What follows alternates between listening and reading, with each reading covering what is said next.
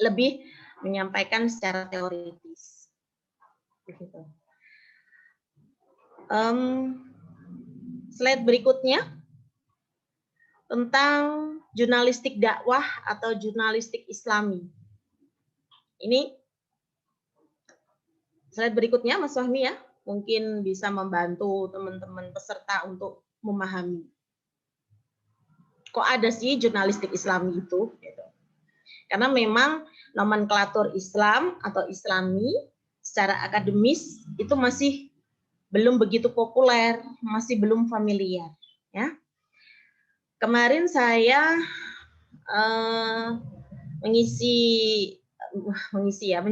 menjadi salah satu pengisi begitu ya di acara berbagi ilmu atau berbagi pengetahuan, berbagi informasi tentang komunikasi penyiaran Islam.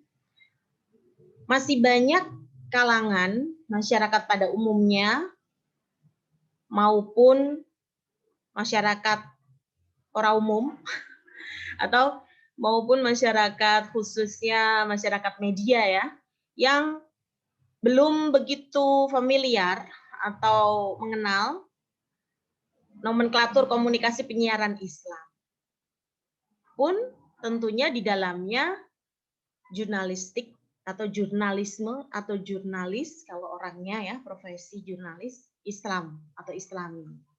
Apa itu? Nah, ini tugas kita bersama-sama untuk pertama mempopulerkan istilah itu dulu.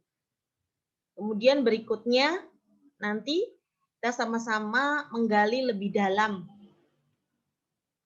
substansi jurnalistik dakwah atau jurnalistik Islami itu apa sih?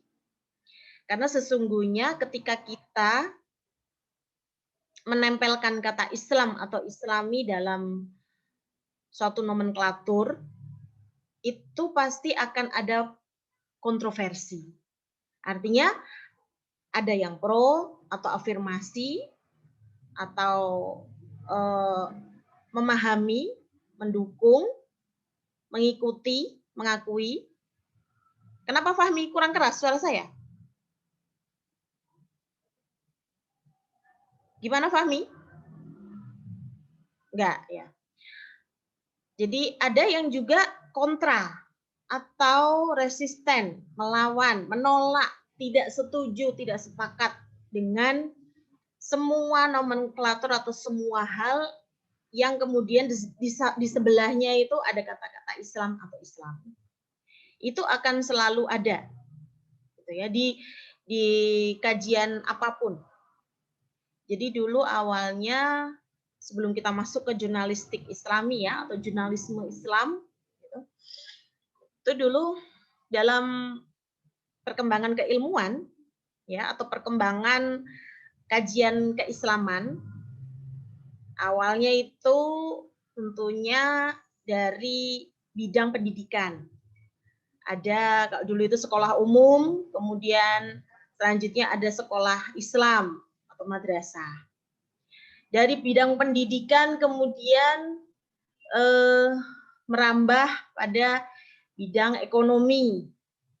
Yang tadinya ada ekonomi secara umum, kemudian ada ekonomi Islam. Ditandai dengan kemunculan program studi ekonomi Islam di perguruan tinggi negeri umum gitu ya atau PTUN perguruan tinggi umum negeri gitu. Jadi dulu saya ingat pada waktu saya masih S1 komunikasi FISIP Undip Semarang, Universitas Diponegoro Semarang. Waktu itu di Fakultas Ekonominya itu ada mata kuliah tentang ekonomi Islam. Ternyata beberapa tahun kemudian juga ada banyak prodi ekonomi Islam di perguruan tinggi yang bukan hanya perguruan tinggi Islam. Gitu. Kemudian istilah lain juga muncul, ada politik Islam, ada apa lagi? Oh, sebelum ekonomi Islam ada medis ya, pengobatan Islami. Nah, sekarang ini muncul jurnalistik Islami. Menarik sebetulnya ketika jurnalistik Islami ini kita apa? Kita lemparkan begitu wacananya pada dunia jurnalistik yang sudah established, yang sudah lama. Karena saya pernah dalam suatu momen itu mendapatkan komentar, loh, jadi dari seorang teman begitu jurnalis di media yang sudah lama ada gitu, Mas X gitu namanya. Loh, kalau gitu kita bukan jurnalis Islam dong, karena media kita, koran kita tidak ada embel-embel Islamnya. Nah, itu menarik sekali. Padahal apa yang kita lakukan, pekerjaan kita, karya kita ini banyak menerapkan, bukan banyak, memang menerapkan nilai-nilai Islami loh. Jadi kita bukan jurnalis Islam. Jadi menariknya seperti itu ya. Tentu saja kita tidak dalam posisi menegasikan atau lawan kata begitu ya. Kalau yang medianya Islam adalah jurnalis Islam dan yang tidak ada kata-kata Islamnya berarti bukan Islam, itu kita tidak dalam posisikan itu. Tetapi kita meskipun tentunya salah satu ini ya, salah satu simbol gitu. Kalau media itu mengusung simbol-simbol Islam, otomatis pastinya seharusnya mereka adalah jurnalis. Media tersebut adalah pers Islam atau bidangnya jurnalistik Islami begitu. Tapi kita lebih mencari esensinya gitu. Sehingga diharapkan ketika kita sudah mendapatkan esensi tersebut, kita bisa mengaplikasikan nilai-nilai Islam yang rahmatan lil alamin. Rahmat bagi semua alam. Semua alam, semua manusia, semua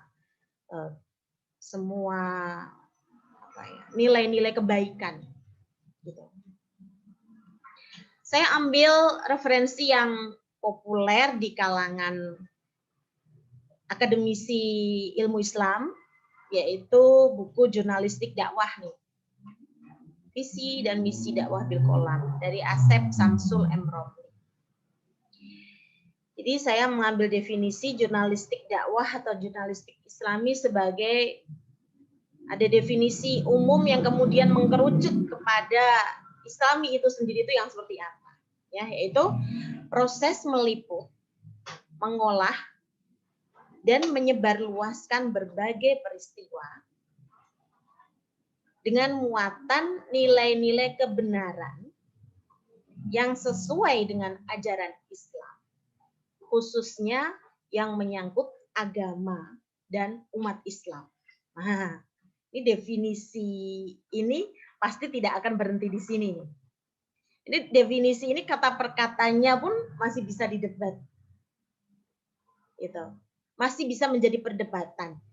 Itulah kenapa kajian jurnalistik Islami ini menjadi kajian yang ilmiah karena masih akan selalu bisa diperdebatkan secara ilmiah, ya, secara ilmiah.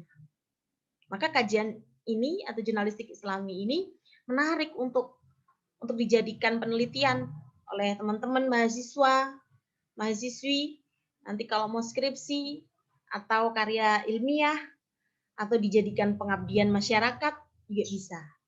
Atau nanti kalau mau menekuninya sampai ke lebih spesifik profesional, ambil S2 kajian jurnalistik Islami sampai S3 gitu ya. Karena kajian ini masih bisa dikritisi.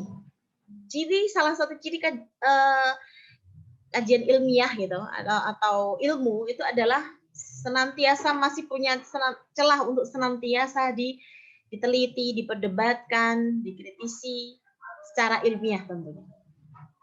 Baik, misalnya ini aja deh, bagian yang muatan nilai-nilai kebenaran yang sesuai dengan ajaran Islam. Wah, kebenaran sendiri kan juga debatable kan. Apalagi di saat sekarang kita memasuki era post-truth. Era di mana setiap orang punya kebenarannya masing-masing dan bisa melakukan pembenaran dengan referensinya masing-masing yang bisa dijustifikasi gitu. Apalagi kalau nilai-nilai kebenaran itu sesuai dengan ajaran Islam, khususnya menyangkut agama dan umat Islam, wah, kita akan berhadapan dengan hal-hal yang khilafiyah. Masih di slide nomor 2, Mas. Kita akan berhadapan dengan hal-hal khilafiyah, gitu kan ya. Definisi ini mengkerucut atau tanpa bermaksud menyederhanakan ya, tetapi saya garis bawahi sebagai jurnalistik Islami adalah proses peliputan dan pelaporan peristiwa yang mengandung pesan dakwah berupa ajakan ke jalan Allah Subhanahu wa taala. Jadi kalau tujuannya sudah kepada ketauhidan, isi ketauhidan bahwa endingnya adalah ada sesuatu almighty, sesuatu yang lebih besar dari kita itu semuanya. Sehingga kita jangan macam-macam. Kita jangan sampai merekayasa. Kita sampaikan kebenaran sesuai faktanya. Nah, itu esensi jurnalistik Islam. Tapi tentu saja tadi saya katakan ya, tanpa bermaksud menyederhanakan, itu bukan sesuatu yang sederhana, sesuatu yang rumit. Sesuatu yang rumit. Tanpa juga saya mau memperumit sesuatu ya. Ini masih berapa menit lagi, Mas? Karena ada video dari saya juga nanti. Masih 15 menitan. Oke.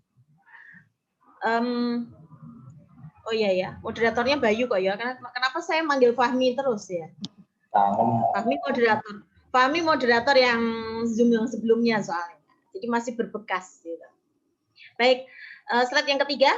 Tadi saya lanjutkan pada ini bukan sesuatu yang sederhana. Praktek jurnalistik Islam itu juga tidak sederhana, tapi juga jangan dibikin rumit.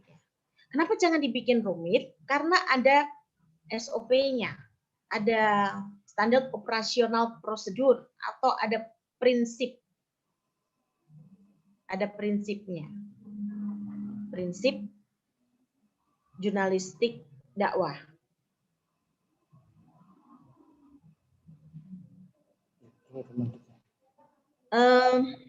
Jadi setidaknya minimal, ini prinsip minimal ya, karena ada banyak sekali nanti kalau kita mentadaburi Al-Quran, itu prinsip-prinsip jurnalistik dakwah yang bisa kita terapkan. Ketika kita tidak menemukan itu bukan berarti di Al-Quran belum ada. Tetapi ilmu kita yang belum sampai memahami keseluruhan Al-Quran. Atau kita saja begitu ya, yang belum maksimal mencarinya. Karena mengkaji Al-Quran itu long learning education ya, atau pendidikan sepanjang hayat. Itu tidak akan pernah habisnya, saking luasnya ilmu Allah yang terangkum dalam Al-Quran. Prinsip jurnalistik dakwah atau jurnalistik Islam yang pertama ada dalam Quran surat An-Nahl ayat 125 ya, yang bunyinya kurang lebihnya a'udzubillahi minasyaitonirrajim bismillahirrahmanirrahim. Ini ayat wajib ya, yang harus dihafal semua mahasiswa dakwah, karena nanti kalau munakosah itu biasanya ditanyakan tuh. Mulai sekarang dihafalkan, ya, belajar untuk dihafalkan. Ud'u ila sabili rabbika bil hikmati wal mau'izatil hasanati wajadilhum billati hiya ihsan inna rabbaka huwa a'lamu bimam dhalla an sabili wa huwa a'lamu bil muhtadin. Artinya, kurang lebihnya ya, serulah manusia kepada Tuhanmu dengan hikmah dan pelajaran yang baik. Dan bantahlah mereka dengan cara yang baik. Sesungguhnya Tuhanmu dialah yang lebih mengetahui tentang siapa yang tersesat dari jalannya, dan dialah yang lebih mengetahui orang-orang yang mendapat petunjuk. Jadi maksudnya adalah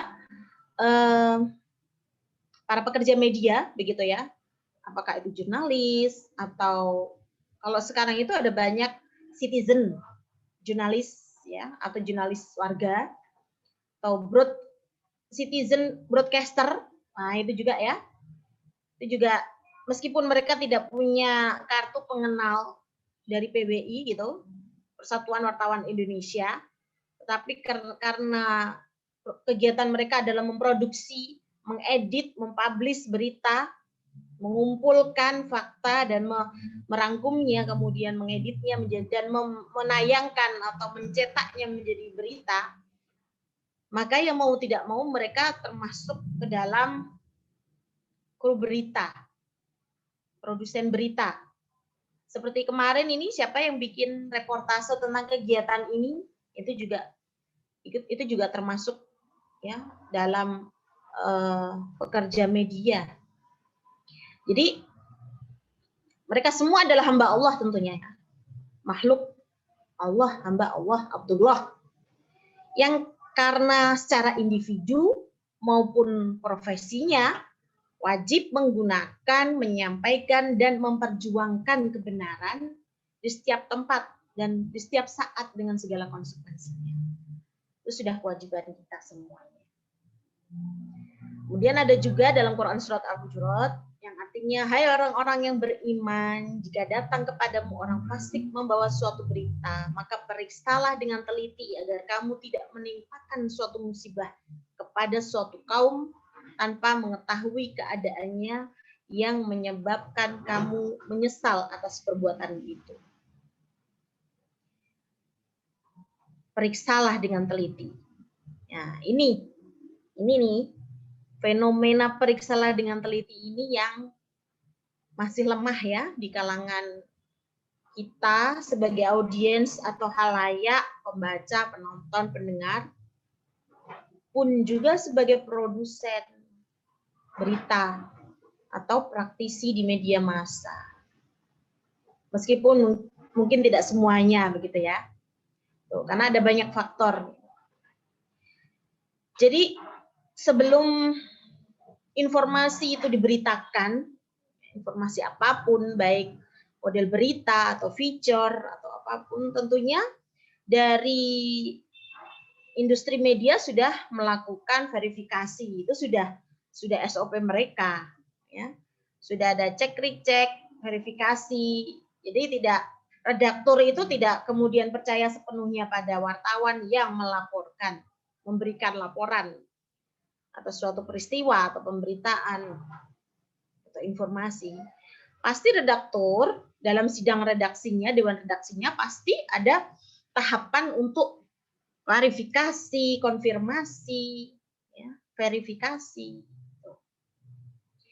Nah, problemnya sekarang itu jangan berhenti di media saja.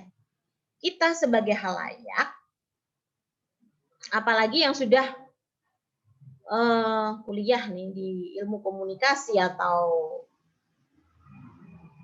di media, kuliah di kajian media, itu juga harus melakukan cek fakta. Cek fakta ya.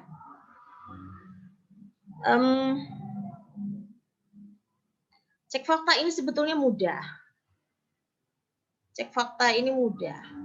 Misalnya kita ketika mendapatkan informasi, kita ketikkan saja. Kalau zaman sekarang ini kita mengakses internet kan sudah mudah ya. Kecuali mungkin kendala geografi, kuota sinyal dan macam-macam, itu pun sekarang sudah banyak diberikan kemudahan.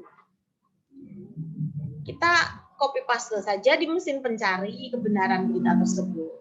Atau kita tanyakan pada orang-orang yang berkepentingan, pihak-pihak yang berkepentingan yang terlibat di dalam pemberitaan itu. Pun ketika kita mendapatkan informasi yang berupa gambar atau video, itu juga sudah ada caranya untuk cek fakta. Kita bisa copy paste di Google Image ya untuk picture atau foto atau gambar. Kalau video kita juga bisa ketikkan saja kata kunci tentang video tersebut. Jadi ada kegiatan sebetulnya ya yang bermanfaat, yang bisa menyibukkan kita nih mahasiswa komunikasi maupun komunikasi penyiaran Islam khususnya ya, yang bisa kita lakukan untuk memberikan kontribusi pada pemberitaan yang selama ini ada. Manfaatnya luar biasa. Manfaatnya itu tentunya bernilai ibadah karena kalian memberikan klarifikasi. Saya bicara begini juga karena pernah melakukan itu ya. Jadi setelah saya memberikan klarifikasi, saya merasa lega. Saya mengetahui berita yang tidak tepat. Kemudian ketika ada orang yang sudah menyebarkan ketidaktepatan berita tersebut, saya ingatkan orang tersebut dan alhamdulillah orangnya pun mau mengklarifikasi. Nah itu luar biasa itu. Sesuatu yang luar biasa. Meskipun berita yang tidak tepat itu sudah beredar, tetapi kita punya tanggung jawab moral ya untuk melakukan tabayun, meluruskan. Nah, itu sudah sesuatu yang menurut saya di jalan yang benar, melegakan. Gitu. Bukankah ketika kita melakukan sesuatu yang tidak benar itu rasanya ada yang tidak benar gitu ya di sini. Dan ketika kita melakukan sesuatu yang ya sudah sesuai itu menurut saya dan memang kebenarannya juga sudah terklarifikasi, ada kelegaan begitu. Nah, tuh. Prinsip berikutnya dalam Quran surat Al-Isra ayat 23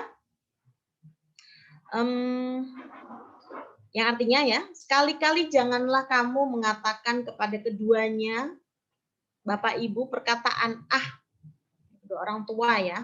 Memang ini dalil untuk adab kepada orang tua, tapi bisa kita maknai juga ya. Meskipun nanti asbabul nuzulnya dan macam-macamnya itu lebih tepat kepada kedua orang tua, tapi ketika kita bicara pada halayak melalui media massa ya, itu kan tentunya juga ada ada pihak-pihak yang harus kita hormati. Ya. Maka produksi berita yang kita sampaikan pun juga harus memikirkan orang-orang tersebut. Jangan sampai kemudian kita tidak beretika. Berikutnya, nanti materi bisa saya share ya.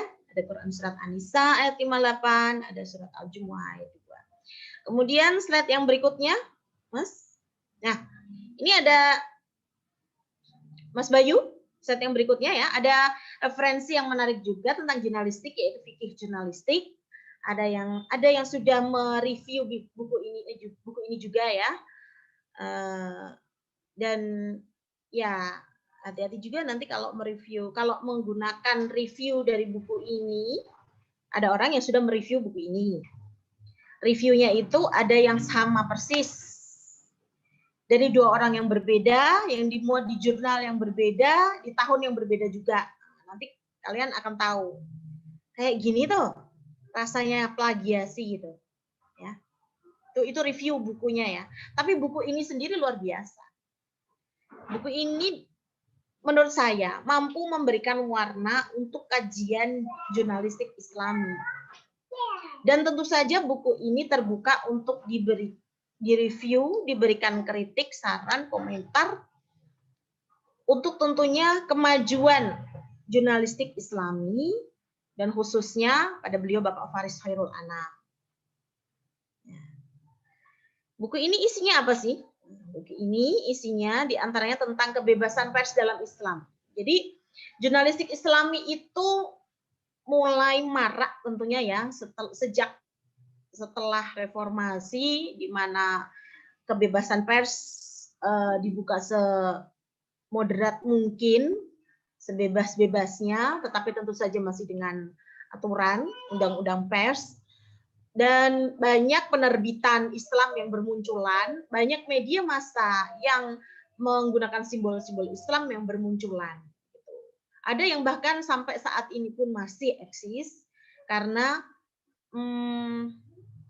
aktivitasnya lebih kepada filantropi yang dikemas dalam media massanya. Jadi semacam buletin dakwah begitu dari yayasan-yayasan tertentu itu bertahun-tahun sampai dari sejak tahun 98 sampai sekarang masih ada, itu juga masih ada. Dan tentu saja banyak yang gulung tikar, terkhususnya gara-gara pandemi ini. Nanti akan saya tayangkan video yang menunjukkan bahwa tidak hanya sektor industri produk komoditi produk yang gulung tikar ya, termasuk pers, khususnya pers Islam pun ya ada yang terimbas sampai banyak pekerjanya yang dirumahkan. Kemudian buku ini juga bicara tentang dasar-dasar kerja jurnalistik yang tentunya tidak bisa kita abaikan ya, itu sebagai dasar dari jurnalistik Islami. Kemudian membahas tentang larangan dalam pemberitaan, ya, jadi tidak boleh ghibah, kemudian merugikan orang lain, memberitakan kebohongan, penghinaan, itu ya. Kemudian buku ini bicara tentang fikih Islam dan regulasi pers Indonesia, dan ada banyak lagi yang dibahas di buku ini. Slide yang berikutnya. Nah, ini tentang tayangan. Mas Bayu, bisa ditampilkan beserta audionya ya. Sebelumnya mohon maaf Bu, untuk waktunya masih kurang 5 menit ya. Kurang 5 menit, oke. Ini 8 menit videonya. Ya, silakan ditampilkan dulu saja. Nanti kalau sudah selesai. Audionya kayak nggak keluar ya.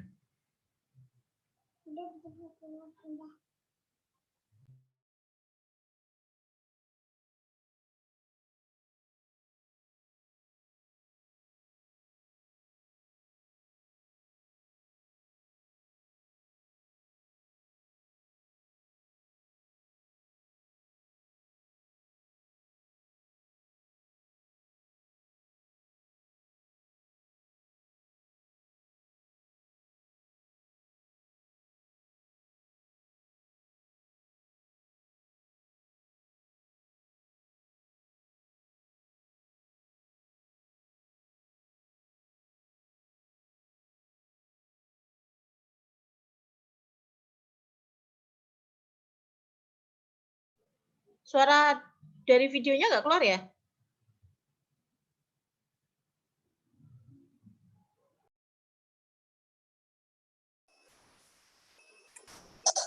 Untuk dapat gambar yang jelas, Februari lalu, Menhub Budi Karya bilang kalau Indonesia kebal corona karena doyan nasi kucing. Hampir 1 bulan setelahnya, orang yang sama diberitakan positif terinfeksi COVID-19. Berita ini ngagetin kita semua. Terlebih buat pekerja media yang meliput Budi Karya beberapa minggu ke belakang. Kasus ini jadi semacam titik balik yang bikin perusahaan media pada sadar kalau jurnalisnya adalah kelompok pekerja yang juga rentan di masa pandemi kayak gini. Masa pandemi ini memberikan tantangan baru buat kita semua. Terus tantangan macam apa sih yang perlu dihadapi oleh pekerja media di tengah pandemi COVID-19? Untuk dapat gambar yang jelas, kami ngobrol sama 3 jurnalis dari 3 latar belakang berbeda terkait pengalaman mereka meliput di kala pandemi. Di awal-awal teman-teman belum punya pengalaman dengan video conference, pakai yang gratis ternyata 40 menit semua kaget kan, tiba-tiba putus. Ternyata memang itu harus dibuka lagi, masuk lagi. Ini Wahyu Diatmika, pemimpin redaksi majalah Tempo. Wahyu dan tentu juga wartawan lain punya banyak kisah jenaka tentang kerja jurnalisme yang sangat bergantung pada teknologi digital di sepanjang pandemi. Tapi nggak semua kisah ini jenaka. Perkara teknologi bisa jadi sumber stres yang berkali-kali lipat di tengah situasi pembatasan sosial kayak gini. Doni Fernando, wartawan multimedia di Jakarta Post, mengalami hal ini dalam kerja sehari-hari. Nah, beratnya adalah pengiriman data video itu kan sangat besar banget. Kita sekali liputan tuh bisa bergiga-giga. Beda dengan foto-foto masih hitungannya bermega-mega, itu masih aman. Kalau video itu kita kan saling berlomba untuk menjadi yang terdepan dalam memberitakan hal tersebut gitu. Cuman kadang terkendalanya tuh kita upload koneksinya jelek, belum lagi mereka mau ngedownload, mereka ngedit, lalu ada revisi sana sini. Kegagapan teknologi dan buruknya koneksi ini bukan cuma diderita wartawan, mengingat infrastruktur internet dan literasi teknologi di Indonesia masih banyak bolongnya. Tapi kehidupan masih mesti berjalan. Wartawan, sebagaimana warga negara Indonesia lainnya, mesti menelan kondisi ini dan bekerja dengan apa yang mereka punya. Tantangan lain juga perlu dihadapi oleh jurnalis ketika mereka perlu turun ke lapangan. Dan perlu dicatat di sini, lapangan ketika masa pandemi seringkali berarti lapangan digital. Dalam lapangan baru ini, ada satu hal yang hilang, interaksi langsung, baik dengan narasumber maupun dengan lingkungannya. Dan hal ini berpengaruh besar pada kinerja jurnalis. Insan Al-Fajri, wartawan harian Kompas, sangat merasakan hal ini. Yang membedakan kerja jurnalisme itu kan observasinya. Dia yang orang yang harusnya sangat dekat dengan fakta yang diceritakan. Observasi ini memang teknik pengambilan data yang penting buat jurnalis, terutama pas pandemi. Observasi wartawan bisa ngasih kita gambaran jernih soal apa yang terjadi di luar sana ketika kita lagi diem di rumah. Untuk beberapa kasus, teknologi seperti peta digital atau drone bisa dipakai untuk menggantikan observasi. Upaya ini nggak selalu berjalan mulus. Gue ngedrone, terus itu gue disamperin sama koordinator TPO sana, gue dimarah-marahin. Kamu punya etika nggak? Liputan gue nggak bilang-bilang kita, padahal gue udah bilang gue mau liputan. Untuk beberapa jenis liputan, teknologi tidak bisa membantu banyak. Terkadang, wartawan memang harus lebih dekat dengan subjek di lapangan. Misalnya, dari pengalamannya Fajri, dia tetap perlu terjun ke lapangan ketika harus bikin berita soal pasokan pangan. Untuk pasar-pasar besar, wartawan cukup telepon pengurus pasar-pasar untuk dapat informasi. Tapi untuk pasar-pasar kecil, seringkali nggak punya saluran telepon resmi. Dan warga biasanya mengandalkan pasar kecil ini. Jadi, wartawan perlu turun lapangan untuk dapat informasinya. Selain observasi lapangan, interaksi langsung juga sangat krusial dalam laporan investigasi. Pendekatan personal itu penting untuk meyakinkan dan membangun kepercayaan. Tapi ketika harus menjaga jarak dengan narasumber itu jadi agak sulit tuh dilakukan. Menurut Wahyu, Tempo banyak menunda kerja investigasinya karena situasi pandemi ini membuatnya nggak memungkinkan. Selain keamanan, banyak narasumber yang menolak untuk diwawancara secara tatap muka. Dan ini tentu hal yang wajar. Ketika sudah dapat narasumber dan mau diwawancara pun, masih ada tantangan tersendiri karena nggak semua narasumber punya disiplin dalam menjaga jarak. Narasumber kerap melakukan sentuhan fisik seperti bersalaman atau merangkul. Apalagi kalau narasumbernya gesturnya sebetulnya ingin lebih akrab, ingin juga membangun dan mengetes sejauh mana dia bisa percaya pada kita, sementara kita menjaga jarak. Jadi ada hal-hal yang insting jadi susah, yang sudah kita lakukan bertahun-tahun gitu jadi susah dilakukan.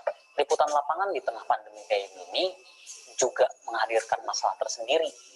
Selain risiko penyebaran COVID-19, wartawan yang turun ke lapangan juga rentan mengalami gangguan mental. Dalam survei 4 atas 98 wartawan, responden yang bekerja di luar rumah memiliki peluang 1,65 kali lebih besar untuk mengalami depresi. Survei yang sama juga dilakukan pada tenaga medis. Dan jika dibandingkan, terdapat 45,9% wartawan yang mengalami gejala depresi, lebih tinggi dari tenaga medis, yakni 28%. Tantangan teknis, risiko terinfeksi, risiko munculnya gejala depresi, ini semua cuma gambaran kecil aja. Tapi dari gambaran kecil ini kita bisa membayangkan gimana pandemi ini membawa dampak besar yang menghantam jurnalisme. Secara global, pasokan iklan, model bisnis utama media saat ini semakin menipis. Akibatnya, perusahaan media mengetatkan anggaran dan terjadi pemotongan gaji, pemecatan, dan beberapa bahkan gulung tikar. Ya, segala keterbatasan dan pemangkasan akibat pandemi ini bisa membuat jurnalisme dan demokrasi kita jadi runyam. Tapi, kami ingin menutup video ini dengan nada yang sedikit lebih cerah. Selama ini, jurnalisme kita, terutama jurnalisme online, sangat berorientasi pada kecepatan dan kuantitas. Internet seakan memaksa jurnalis untuk terus menciptakan informasi lebih banyak dan lebih banyak lagi. Dalam perbincangan kami, semua narasumber menyatakan bahwa liputan terhambat, produksi berita yang menurun. Tapi mungkin itulah yang kita butuhkan. Lebih sedikit berita, lebih sedikit informasi. Kondisi pandemi yang memaksa penghematan produksi ini bisa jadi momen yang tepat untuk kita belajar. Bahwa media nggak cuma bertumpu pada investor dan iklan, tapi juga perlu berinvestasi pada kepercayaan dan kebutuhan publiknya. Dalam salah satu esainya, penulis Columbia Journalism Review, Alexandria Nizen, menyatakan hal yang menarik. Di kala pandemi, pembaca nggak butuh berita yang banyak. Pembaca lebih membutuhkan berita yang esensial. Karena itulah fungsi jurnalisme. Jadi ketika orang kebingungan, ketika tidak ada kepastian dan semua tiba-tiba menjadi abdi seperti sekarang, ya media harus mengajukan pertanyaan yang tepat, dan kadang-kadang mengajukan pertanyaan yang tepat itu sudah cukup.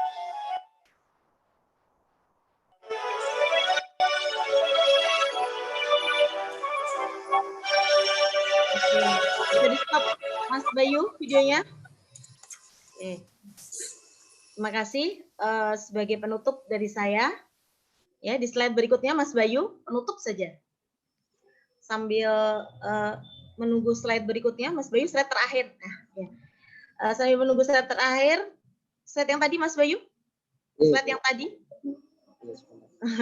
Sambil menunggu, saya mau menyapa ini banyak teman-teman yang bergabung. Terima kasih ya, ada dosen, ada teman-teman mahasiswa dari posko lain juga. Tadi saya sempat kaget ada nama Adi Nugroho, saya pikir dosen saya Mas Adi, yang beliau juga jurnalis juga ya. Oke, terakhir dari saya, jadi tadi saya menggarisbawahi, mungkin saat ini adalah saat yang tepat untuk para pekerja media.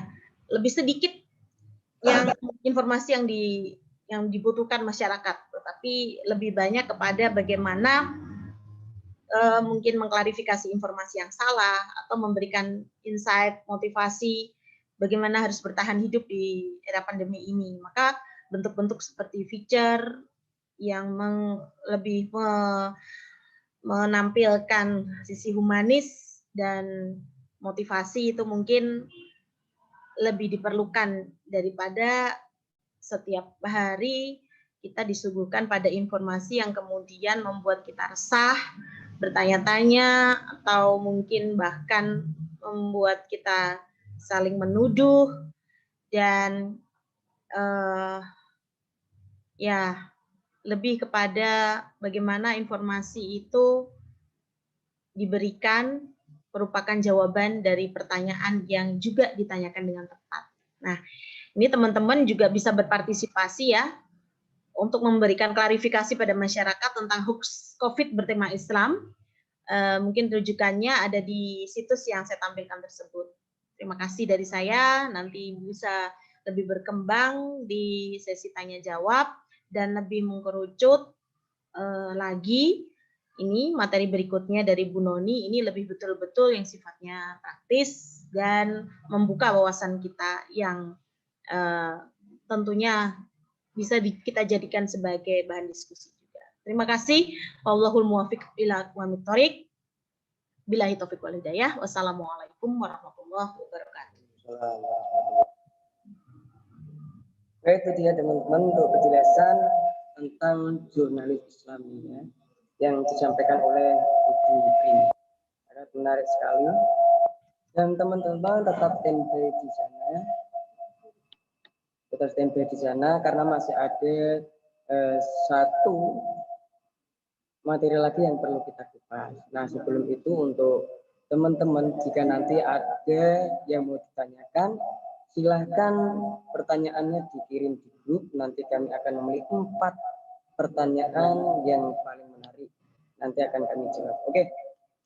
Selanjutnya untuk Bu Noni nama Sunarni, nickname Noni Arni, email Arni email.com, sosial media Facebook Noni Arni, blog My Radio blogspot.com. Untuk pendidikan program studi Magister Universitas Ilmu Komunikasi, konsentrasi kebijakan Kebijakan Media FISIP Universitas Diponegoro Semarang. S1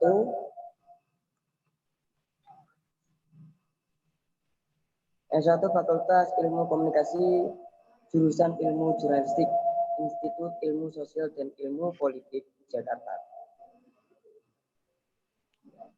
Untuk pekerjaan sekarang ini adalah dosen luar biasa dan freelance jurnalis. Untuk pengalaman kerja tahun 2014, sekarang jurnalis lepas BBC News Indonesia, Equatorial Com, Independent, Beritaker Kantor Berita Radio KPR. Untuk Mei 2014, April 2014, News Anchor dan News Producer di Radio El Sinta Semarang, program acara Panorama NTB Semarang. Untuk April 2009 sampai Mei 2014, penulis tetap di Harian Suara Merdeka edisi Minggu. April 2009 sampai 2014, kontributor Kantor Berita Radio 68 Jakarta. Januari 2008 sampai 2013, koresponden Radio Internasional Jerman Will Indonesia Program. Sorry ya, untuk bahasa Inggrisnya masih belepotan. Mei 2007, November 2007, kontributor PR Media Com Jakarta. Mei 2004, April 2009, reporter Radio Rasika 15,6 FM Semarang, kontributor berjaringan dengan radio Suara Surabaya. Februari 2004 ini ada reporter majalah Tinjauan Berita Mingguan Medium Jakarta, teks majalah Jerman. Januari 2002, Juni sampai 2002, stringer di pusat data dan analisa Tempo. Untuk Tempo Jakarta, April 2001 sampai Juni 2001, magang di televisi ANTV, News Division, program investigasi fakta. Untuk organisasi The Alliance of Independent Journalists Indonesia sebagai anggota di sana, dan ada The Society of Indonesia Environmental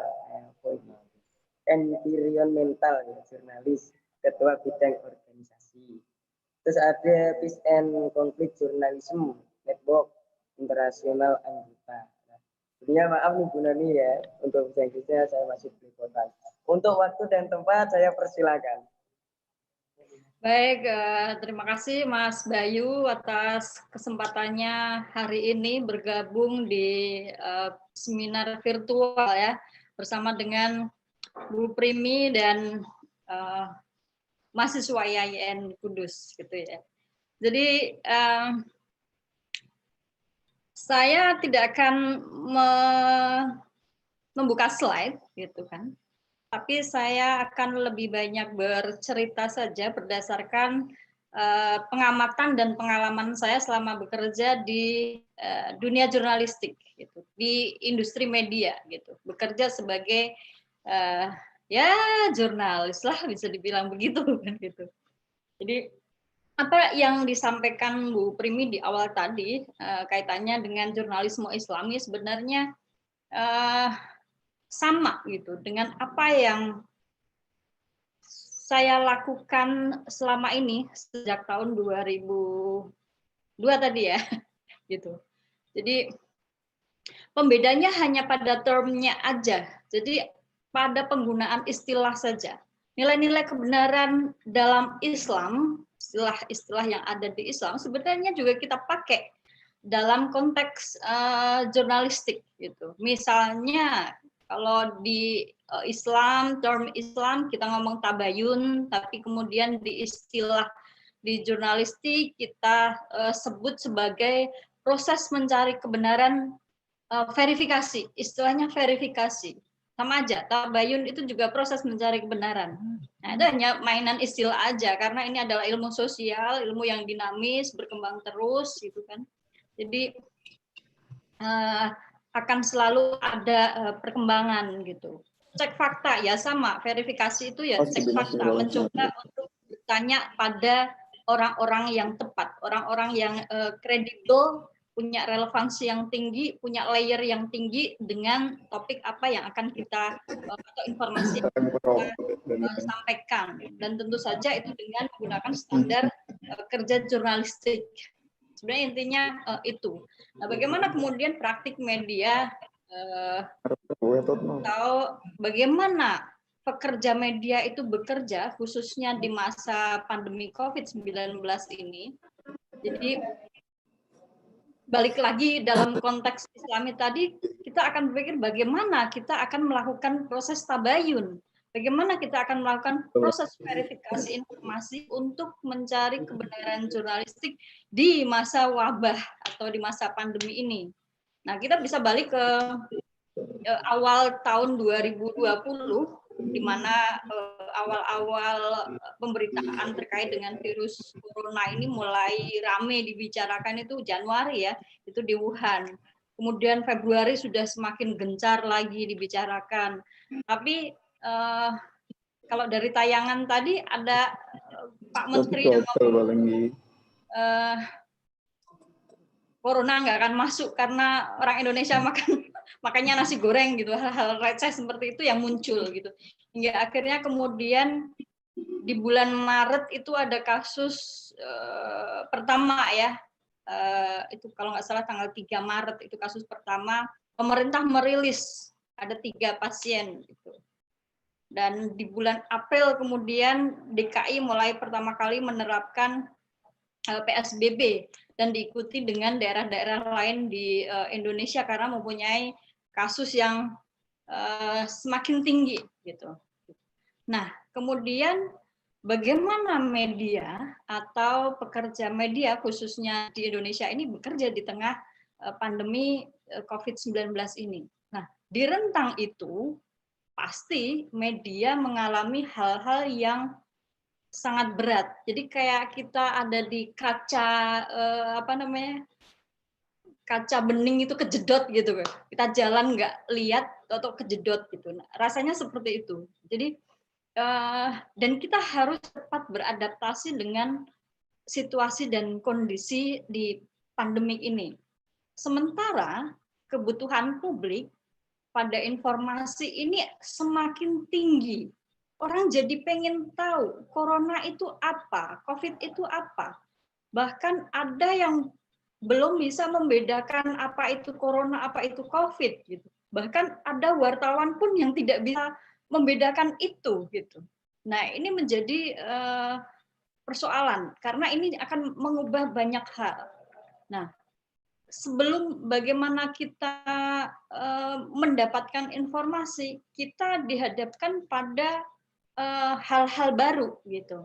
Nah, ini ada beberapa catatan yang menjadi perhatian. Ini bisa nanti jadi bahan diskusi lebih lanjut dan bisa menjadi bahan refleksi juga bagi kawan-kawan jurnalis, kemudian juga kawan-kawan di media dan publik secara umum mengenai praktik media dalam situasi pandemi.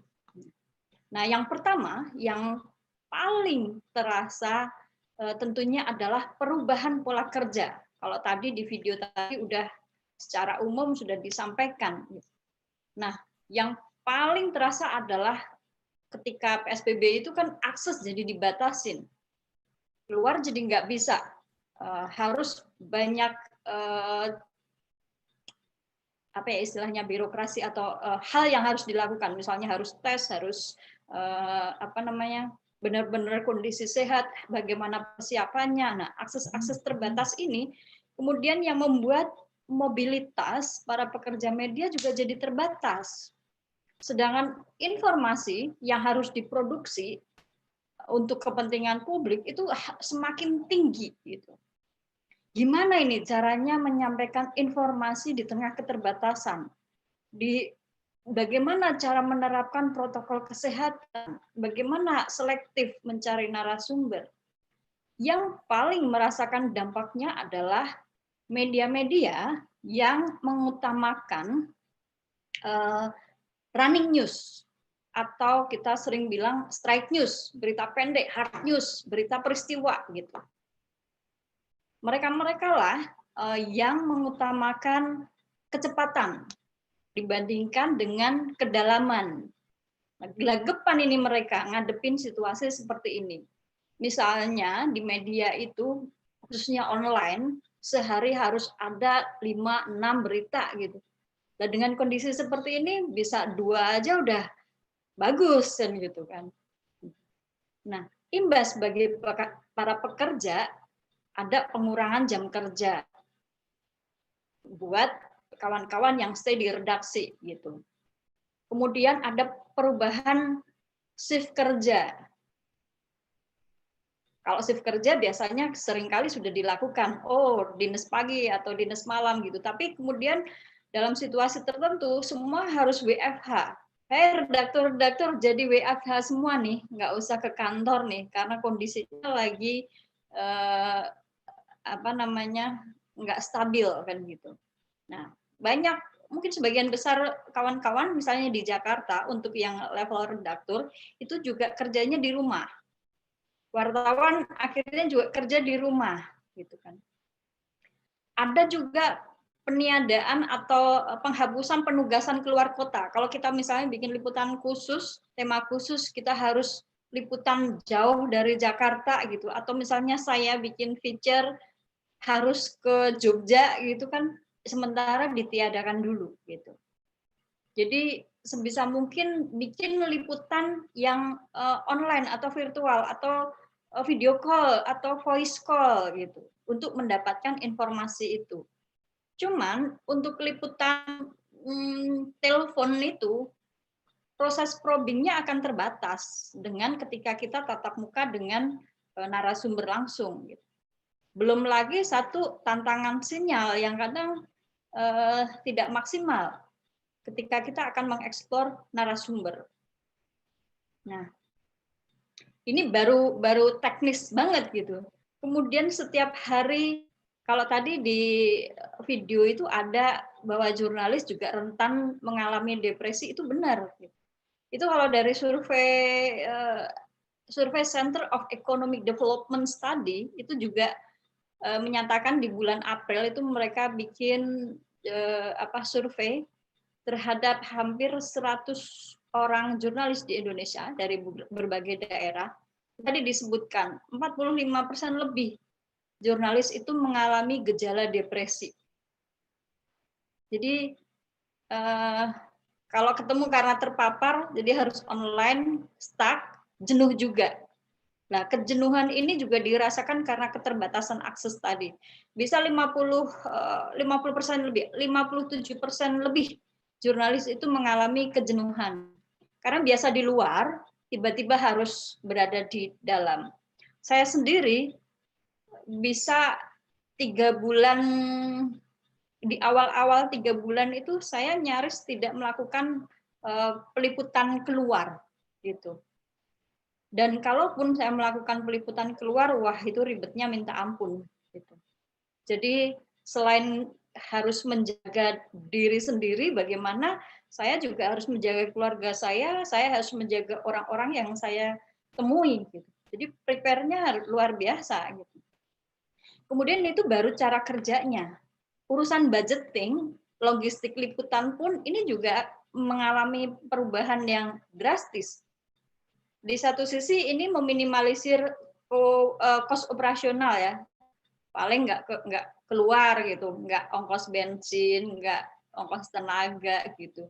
Cuman di sisi lain dampaknya lebih kepada perusahaan media gitu. Karena apa? Karena kondisi COVID itu tadi, maka tadi disampaikan di video, pemasukan belanja iklan di perusahaan dapat iklan gitu, jadi turun drastis. Orang-orang nggak mau iklan, nggak mau promosi, lagi susah cari uang gitu. Jadi ya stop dulu deh iklan-iklan, promosi-promosi gitu. Dampaknya banyak. Nah, misalnya kawan-kawan saya yang ada di banyak daerah dari ujung barat sampai ujung timur, yang mereka bekerja sebagai kontributor, mereka harus dengan terpaksa dinonaktifkan dulu. Dinonaktifkan itu nggak kerja sementara dulu ya, kecuali ada penugasan. Kalau biasa setiap hari harus kirim berita, sekarang udah nggak bisa. Karena apa? Nggak ada budget buat bayar gitu. Kemudian di perusahaan sendiri ada pengurangan tenaga kerja. Pengurangan tenaga kerja bisa dilakukan dengan pemutusan sepihak. Jadi wartawan lagi kondisi kayak gini butuh duit, di PHK gitu. Nah ini banyak kasus di Jakarta, banyak sekali kasus-kasus seperti ini. Apalagi untuk media yang kecil dan menengah itu kena banget imbasnya. Di redaksi juga program-program kan jadi nggak banyak karena produksi informasi, produksi program itu terbatas. Kalau di TV ya biasa ngulangin program yang dulu, putar lagi siaran berita pagi, diulang di siang, kadang mungkin diulang di sore gitu. Karena apa? Ya karena nggak ada yang jalan tadi gitu, terbatas tadi. Yang paling drastis lagi kalau misalnya tadi ada yang kena PHK, ini masih ada untung nih, masih bisa kerja, tapi upah kerja, gaji itu dipotong, dikurangin gitu. Bisa sampai 20-50% loh. Gitu. Ya alasannya karena pandemi, jam kerjanya dikurangi, maka ya upahnya dikurangin juga gitu. Padahal seharusnya kan nggak seperti itu.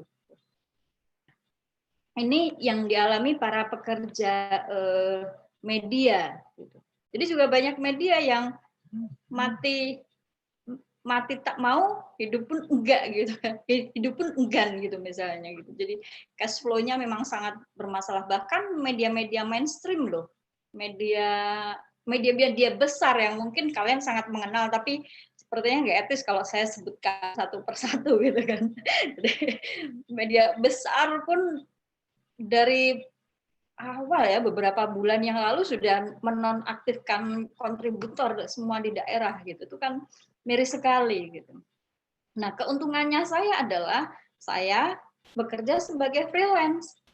Saya tidak menerima gaji, tapi saya menerima upah kerja, honor gitu. Nah, media yang saya supply adalah bukan media komersil, tapi media publik. Ketika media publik maka tidak profit oriented, nggak dapat iklan. Jadi bisa dibilang saya sedikit aman lah kan gitu ya. Atau mungkin bisa dibilang ngefek nggak secara finansial di masa pandemi ini? Saya bisa dibilang sama aja gitu, sama aja. Karena sistem kerja saya bukan mengandalkan kecepatan, tapi saya mengandalkan kedalaman. Seperti tadi Bu Primi ngendikan bikin feature dong. Ya, itu yang paling sering saya lakukan, membuat feature. Tapi kan cost operasionalnya sangat besar. Narasumber yang harus saya wawancara banyak. Tidak hanya yang saya temui di lokasi. Misalnya ketika bulan lalu saya liputan ke Pekalongan, ketemu dengan guru-guru yang belajar melalui radio gitu. Membelajarkan anak-anak lewat radio gitu. Jadi saya ketemu gurunya yang siaran, saya ketemu orang yang ada di radio itu, kemudian saya ketemu kepala sekolahnya, saya ketemu orang tua murid, saya ketemu muridnya, saya harus konfirmasi kepada kepala dinas pendidikannya, saya masih harus konfirmasi kepada pengamat pendidikan, berapa narasumber yang harus saya cari gitu. Nah, itu butuh effort yang besar. Kalau untuk kawan-kawan yang biasa bermain di strike-nya sudah give up, nyerah gitu. Nah, ini memang ada pembeda. Memang saya sangat setuju ketika dalam kondisi pandemi ini kita harus menghapus kecepatan. Adalah misalnya peristiwa-peristiwa yang memang harus cepat, misalnya kayak kebakaran di Kejagung. Nah, ini penting gitu. Tapi untuk mendapatkan data yang lebih komprehensif, berarti kan lebih bagus tulisannya yang lebih mendalam gitu. Untuk apa?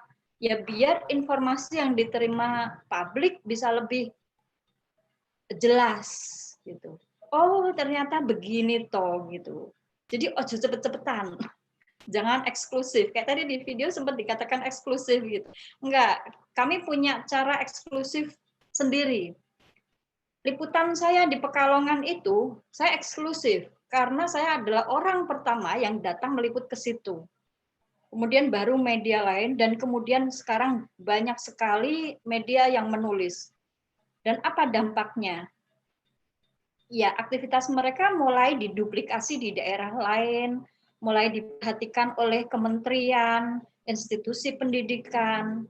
Artinya apa? Saya secara pribadi, oh ya, berarti apa yang saya produksi, informasi yang saya produksi ini berdampak positif buat publik, buat pengambil kebijakan. Dan ternyata metode ini diadopsi di banyak tempat gitu. Kebanggaan saya di mana ya, cuman itu aja sih kan gitu, nggak ada yang tahu juga kan gitu saya yang liput siapa itu kan gitu. Cuman ini adalah seperti apa tadi yang disampaikan oleh Bu Primi, kebenaran-kebenaran itu gitu, pertanggungjawaban moral yang harus saya pegang gitu. Nah ini yang pertama. Kemudian yang kedua, dampak lain adalah tadi kuantitas. Nah, ini kan tadi saya ngomongin soal kok jadi berita-berita receh yang muncul. Ya karena udah mau berita apa lagi ya? Soal nasi goreng akhirnya ditulis gitu kan. Kemudian yang paling parah adalah konten-konten yang klaim-klaim, kemudian misalnya pseudoscience seperti temuan obat tanpa riset itu ditulis sama wartawan. Pernyataan yang nggak mutu dari para pejabat publik itu ditulis, sensasional ditulis. Ini yang kemudian apa yang disebut Bu Primi adalah menyebabkan ketakutan, kejenuhan publik.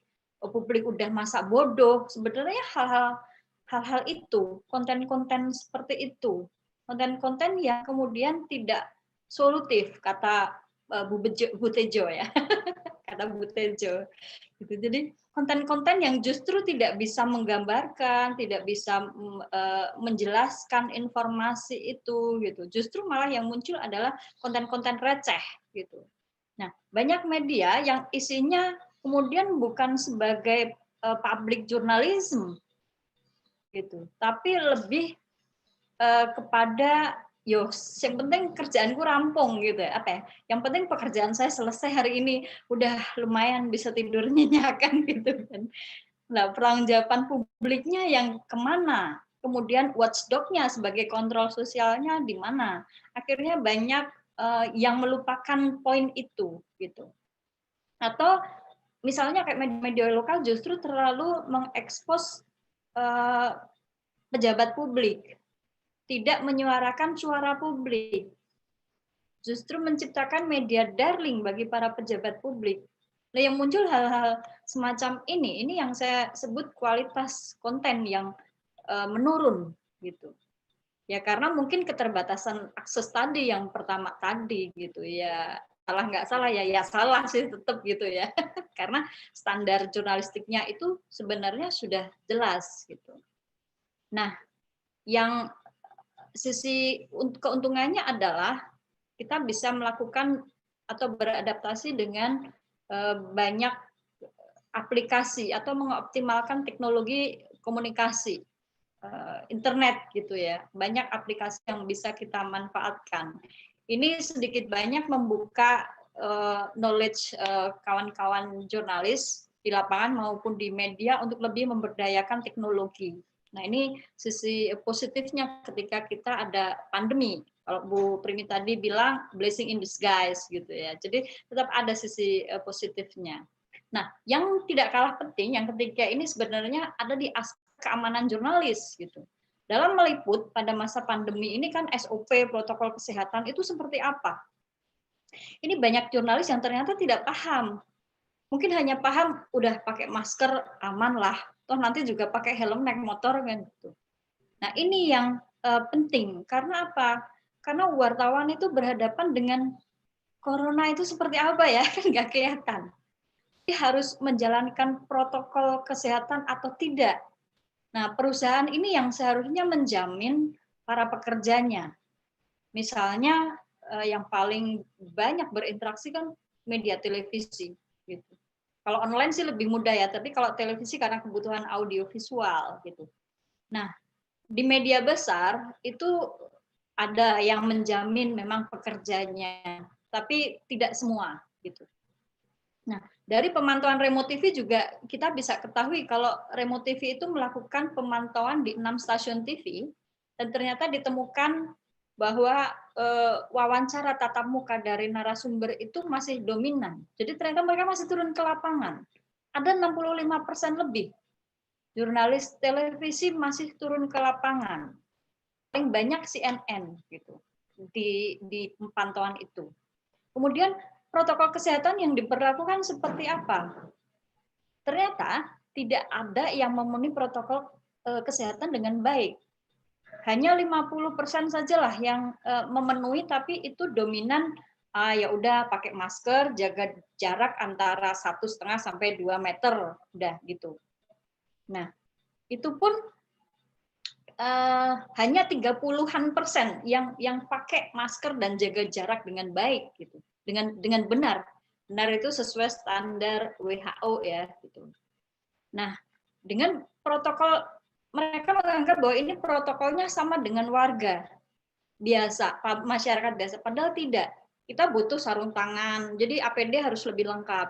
Kita butuh pengaman mikrofon. Nah, ini sangat penting dan mungkin dilewatkan gitu. Ternyata banyak yang kawan-kawan ini tidak pakai ketika di lapangan. Yang menggunakan sarung tangan mungkin dari pemantauan hanya 9% lebih lah gitu. Jadi memang masih sangat minim kesadaran kawan-kawan yang ada di lapangan. Nah, ini berdampak bahwa perlindungan bagi pekerja media terhadap COVID ini masih lemah. Sekaligus juga menunjukkan bahwa komunikasi protokol keamanan kesehatan itu gagal dijalankan oleh kawan-kawan jurnalis dan pengambil kebijakan publik. Padahal tugas kita kan sebenarnya mengabarkan masalah, tapi ternyata masih belum menjadi bagian dari solusi. Maksudnya gini, ketika menggunakan masker, ini maaf, pernah melihat berita atau foto Pak Jokowi menggunakan masker, tapi tidak ditutup dengan benar, tapi ditaruh di dagu. Nah, ini kan sebenarnya komunikasi protokol keamanan yang salah gitu. Ini secara tidak langsung diadopsi oleh masyarakat. Ini mungkin nggak ngeh gitu. Tapi secara naturalisasi, secara spontanitas ini diadopsi masyarakat gitu. Atau pemberitaan yang menyebarkan mungkin ketakutan atau mungkin juga tadi kita ngomong klaim-klaim kayaknya kalau di video itu udah benar ya, ternyata hoax gitu kan. Itu banyak gitu. Jadi ternyata masih banyak sekali PR yang harus kita selesaikan gitu. Jadi aktivitas ini kan membuat jurnalis juga sangat rentan. Tadi di video juga disampaikan. Banyak jurnalis ternyata yang terpapar COVID. Data IJTI ini ada 96 jurnalis positif COVID. Klaster Kejagung belum lama ini ada cerita ada 10 jurnalis yang positif COVID. Beberapa waktu lalu RRI di Surabaya kalau tidak salah itu ada berapa ya? 25 kasus ya. Gitu. Dan memang sejauh ini nggak ada transparansi pekerja media, maksud saya perusahaan media yang kemudian merilis berapa ada kasus COVID di perusahaannya. Di Pati pernah kejadian kan setelah pejabat publik meninggal ada yang kemudian positif COVID. Di Semarang ada. Mereka terpapar COVID pasca melakukan wawancara dengan narasumber. Gitu. Jadi kalau di tracking ternyata ada berkaitan dengan narasumber.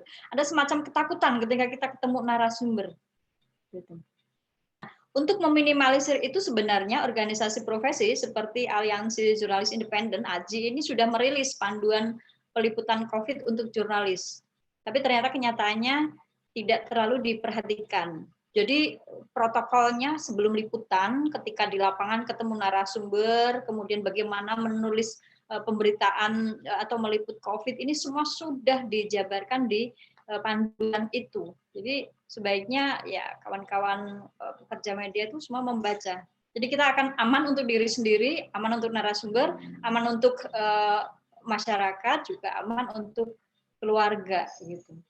Nah, sebenarnya hal-hal itu yang masih menjadi PR besar bagi kami gitu di pekerja media maupun di perusahaan media gitu. Nah, kalau dari sisi etis sedikit sisi etik saya bicara sedikit ya, akhirnya ini juga jadi tantangan untuk menegakkan kode etik gitu. Tentunya persoalan etik ini nggak akan ada habisnya gitu, karena kebenaran jurnalistik itu kan tidak akan selalu bisa memuaskan kedua pihak. Kebenaran jurnalis akan selalu ada gitu. Yang terpenting dalam profesi jurnalisme ini ya kerjanya harus memegang teguh kode etik jurnalistik, kode etik perilaku gitu. Jadi kok nggak pernah bikin berita positif gitu misalnya. Ada yang bertanya begitu. Iya, bikin berita positif iya. Tapi positif dalam konteks seperti apa dulu? Berita yang mengkritik kebijakan pemerintah itu berita positif loh, gitu. Tapi akan selalu dipandang negatif oleh pemerintah atau buzzer RP misalnya, gitu. Nah, makanya kita akan kembali lagi ke fungsi dan peran jurnalis atau media, how to inform, how to educate, sebagai kontrol sosial, gitu. Jadi fungsi-fungsi pilar demokrasi itu ya harus lebih ditegakkan untuk mendorong partisipasi masyarakat juga ikut sebagai fungsi watchdog gitu. Jadi jangan hanya wartawan saja yang punya fungsi watchdog, tapi publik juga harus punya partisipasi itu gitu. Jadi menggonggong saja gitu.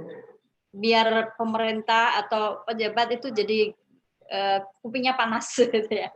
Artinya mengawasi apakah ini kebijakan yang sudah rilis ini baik atau tidak. Misalnya semacam kemarin yang isu pendidikan kan juga banyak sekali. Ini kalau publik dan media ikut bersuara, maka siapa tahu akan bisa mengubah kebijakan menjadi lebih baik. Jadi lebih ke situ gitu. Fungsi-fungsi kami bekerja ini gitu ya.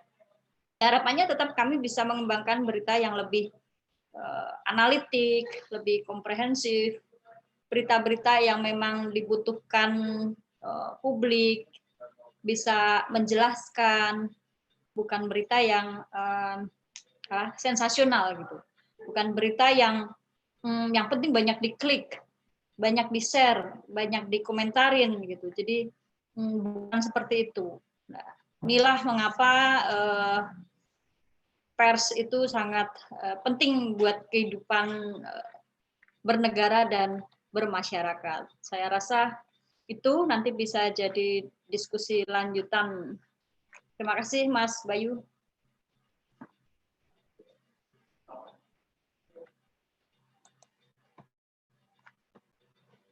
Silakan Mas moderator.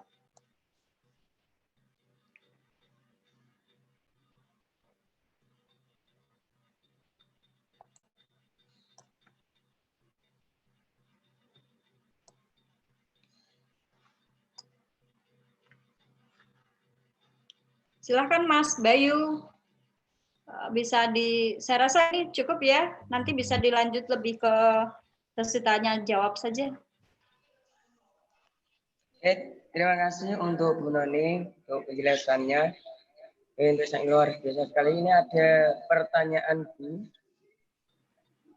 Yang pertama itu ada pertanyaan dari Roni. Ini direkomend dari YouTube untuk Bu Primi. Nah, mana untuk Bu Primi? Dari Roni, selain dalam Al-Quran, apakah ada jurnalis dakwah dalam kurung jurnalis Islami di dalam sumber-sumber yang lain, misalnya di hadis atau kitab para ulama dan lain-lain? Itu untuk Bu Primi.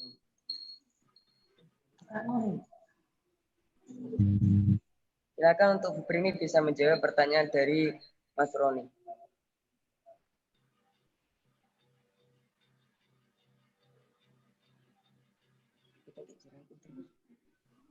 Ya, terima kasih Mas Roni.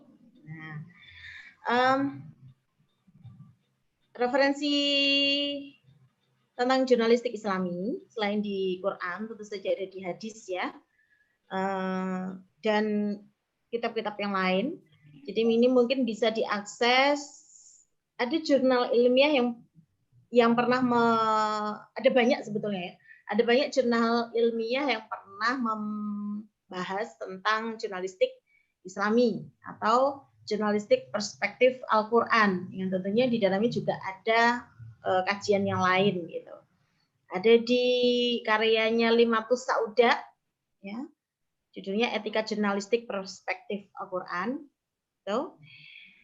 Itu di situ ada membahas tentang jurnalistik dari sisi bahasa, tafsir Quran maupun hadisnya gitu.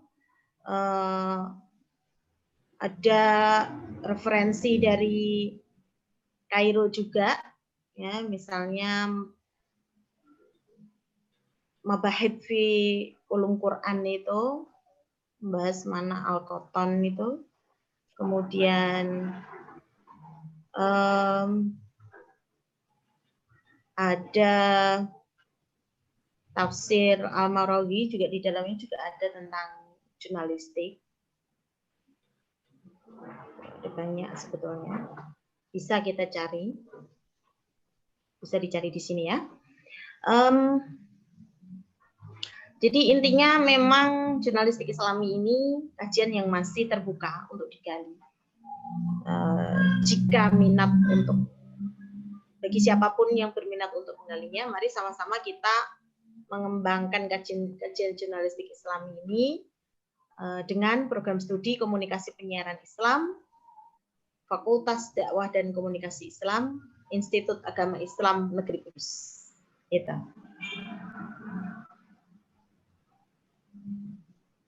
Itu, Mas Bayu.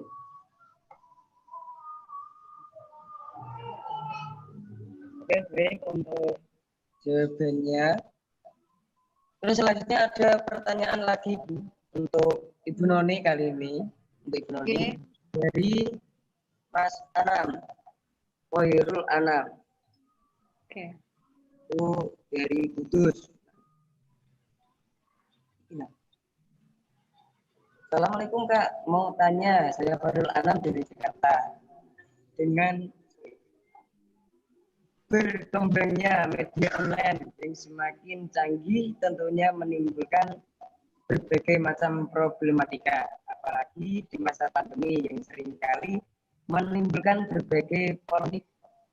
Pertanyaannya, bagaimana cara mengatasi berbagai macam problem dalam tataran jurnalis Muslim agar media tidak terpuruk dalam mengakses media? Silakan untuk Penoni bisa langsung dijawab.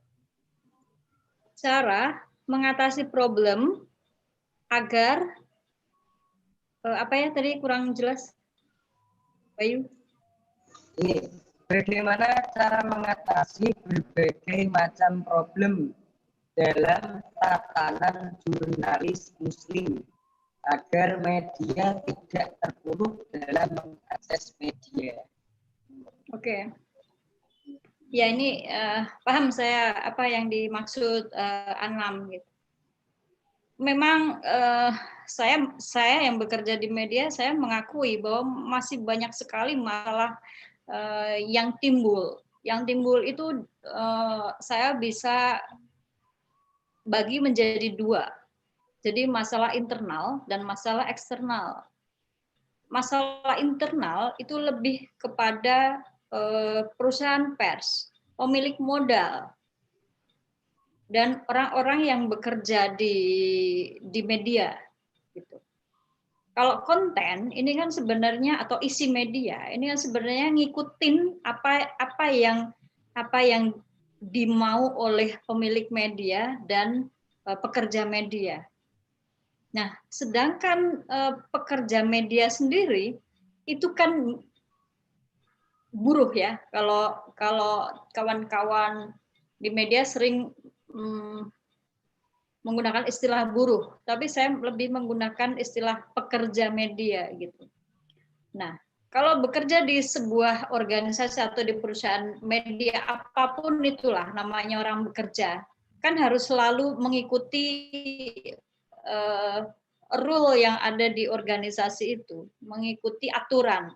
Nah, sayangnya perusahaan media sekarang ini sebagian besar adalah perusahaan-perusahaan yang dimiliki oleh pemodal besar yang berkelindan dengan politik, berkelindan dengan kekuasaan.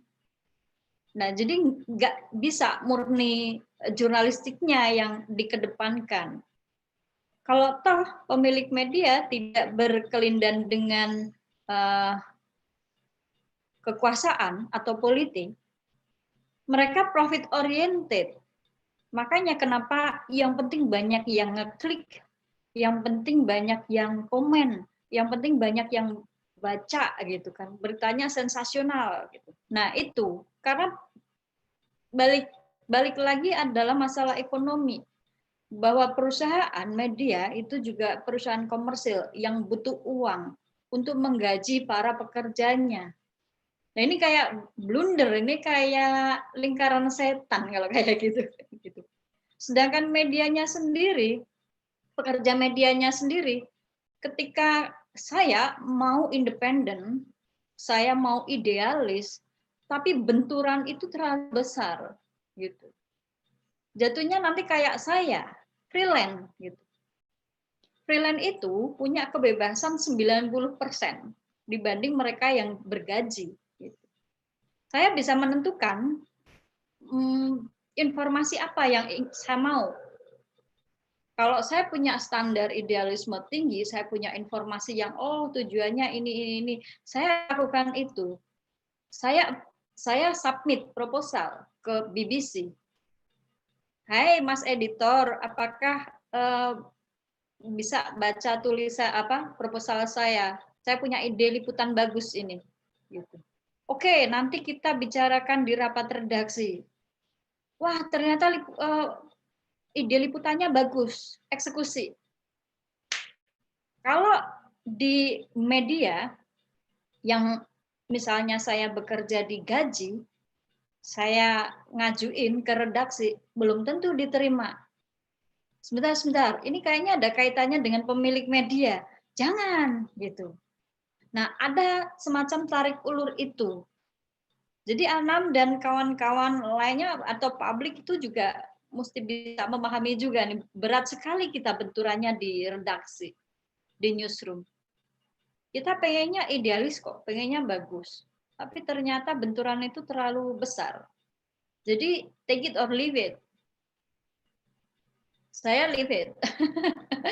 Kalau take it ya karena kan kami juga butuh makan, kami juga butuh biaya pendidikan anak gitu. Jadi akhirnya adalah reason yang realistis gitu. Apalagi pandemi begini ya gitu. Saya butuh makan yang lebih bergizi biar saya imunnya bagus gitu. Nah, hal-hal semacam itu. Kemudian ini dari sisi internal. Kalau dari sisi eksternal itu lebih kepada publik gitu. Bagaimana kita bisa mengedukasi publik?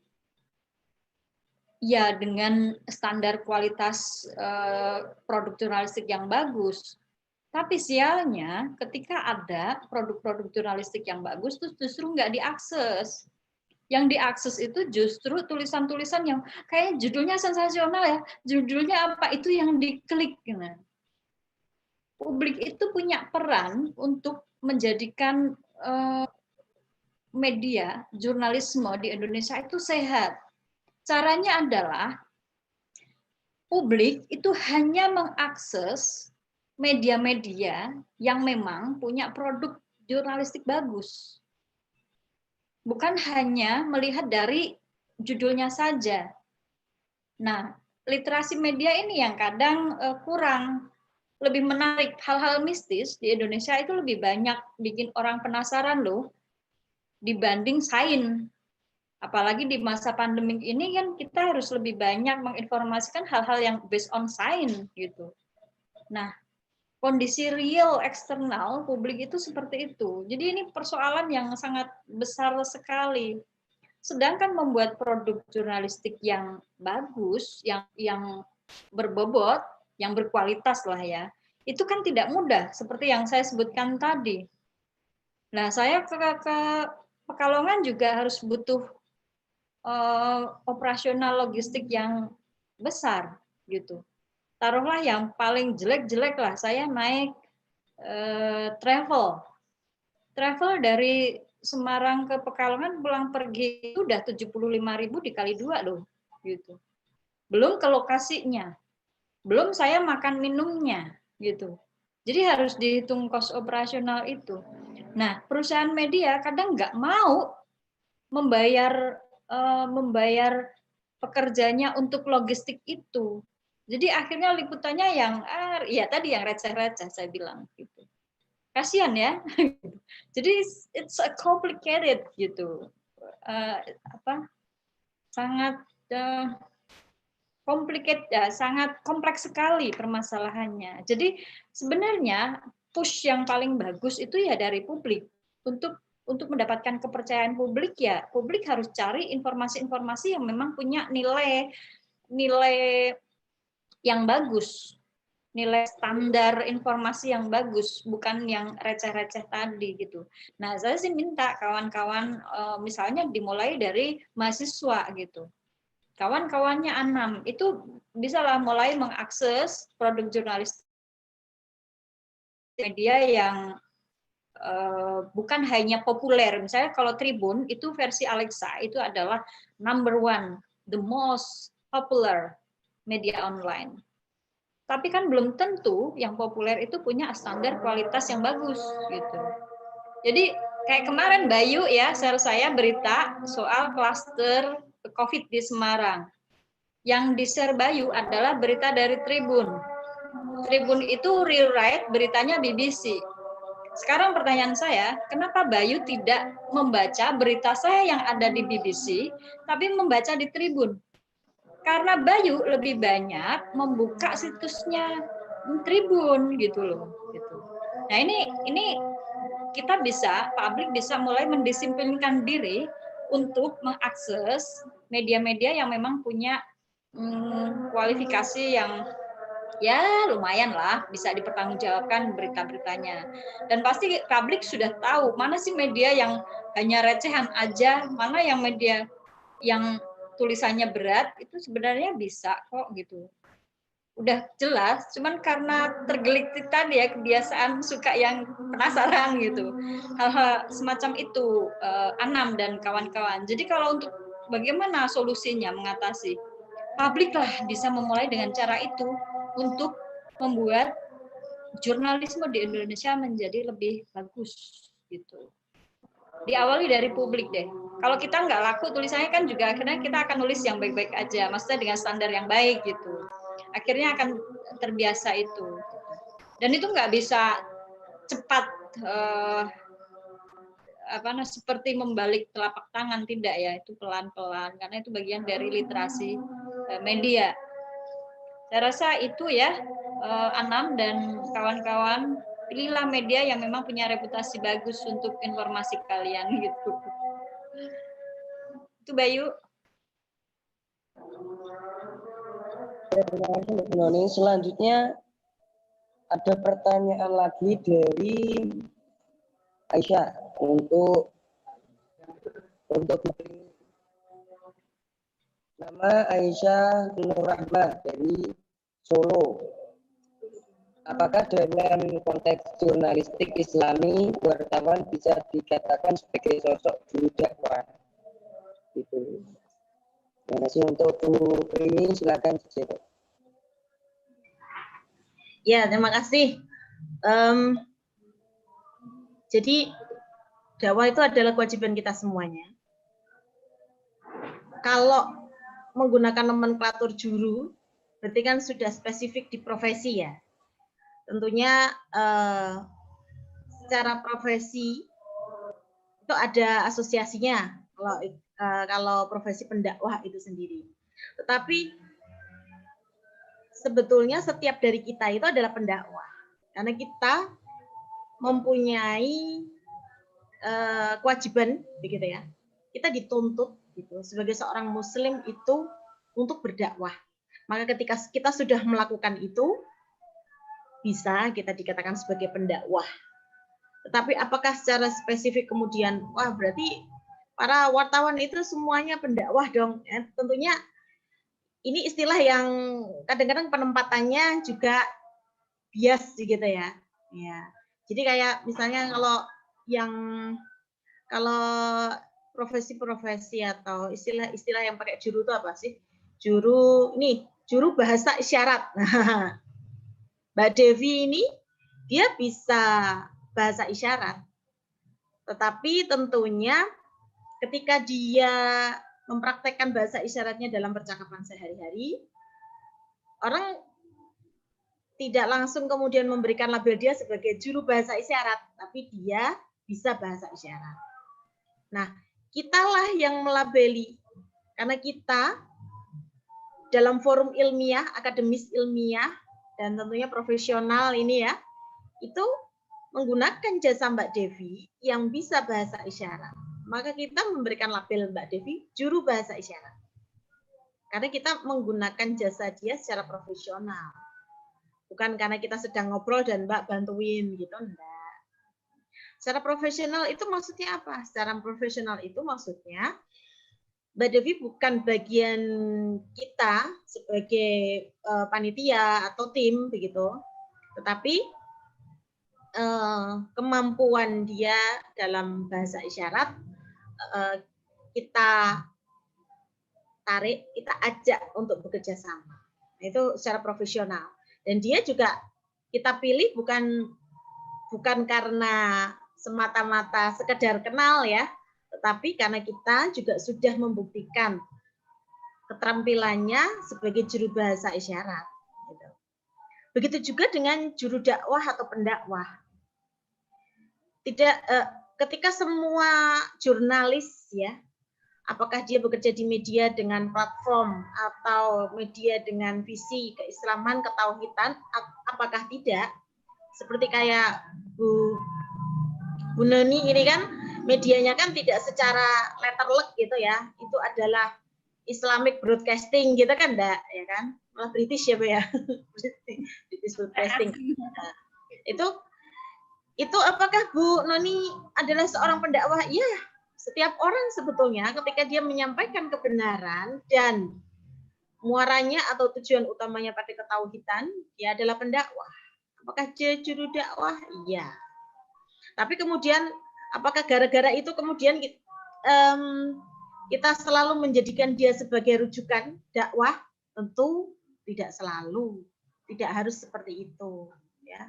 Karena untuk menjadi juru dakwah atau pendakwah juga ada banyak kaidahnya, kriterianya. Ya minimal paham tentang fikih dakwah, seperti itu.